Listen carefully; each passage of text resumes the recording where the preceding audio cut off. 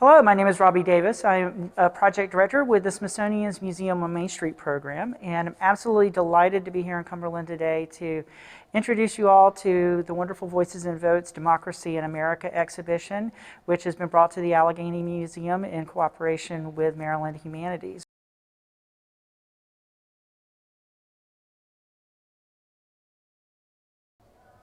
Museum on Main Street is a special partnership between the Smithsonian and state partners like state humanities councils to bring traveling exhibitions to communities all over the country that are generally smaller in population or are in areas where they're a little bit more isolated. And this gives an opportunity for people everywhere to have a chance to take in Smithsonian scholarship and resources.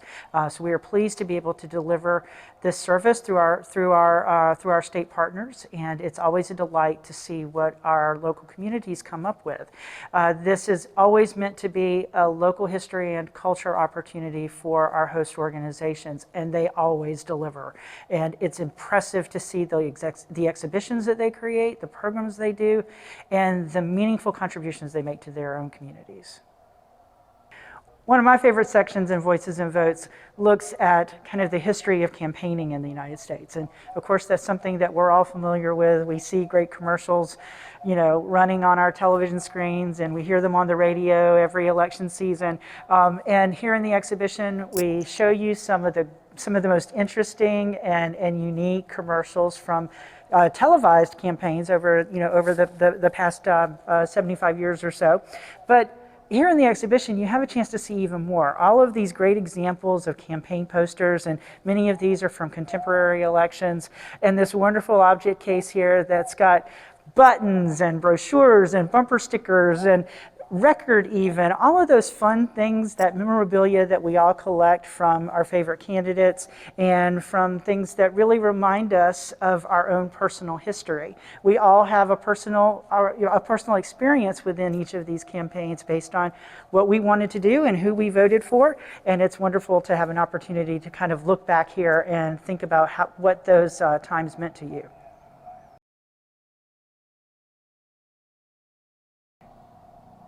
One of the things I love in this exhibition is talking about how people who become naturalized citizens of the United States go through the process of doing an examination as part of that naturalization process. And we all think, okay, I wonder what those questions are really like. Well, we have a sample of some of them here in the exhibition. And they're hard. We think we know them, but the reality is that sometimes you have to stop for a second and really think about it. But I love here, name one U.S. territory.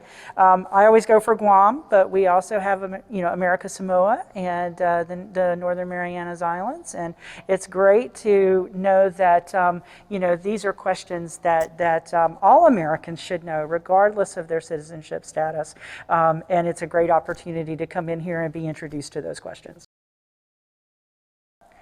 One of the most exciting parts of the Museum on Main Street program, in addition to our exhibitions, we also have a great series of programs that reinforce this local history opportunity for our host organizations and our state partners. One of those projects is called Stories from Main Street. Stories from Main Street started 10 years ago in 2011 to focus attention on rural communities across the country and to get stories from those communities into a Smithsonian collection. Over the years, this has developed. We've heard from thousands of people now, and it is always exciting to see that material come in and give the Smithsonian an opportunity to elevate it, to amplify it, use it in our exhibitions, use it in programs like this, which accompanies Voices and Votes. This is a computer kiosk that features stories from people in several states talking about their own experiences with American democracy, the first time they voted, the issues and community involvement opportunities that really get them excited and get them going and getting involved locally. So it's wonderful to have a chance to hear from people all over the place and see just how different our perspectives are, and to really introduce that full diversity into the exhibition itself. Humanities. We're grateful to Maryland Humanities and the Allegany Museum for inviting us in and having us here over the next several weeks.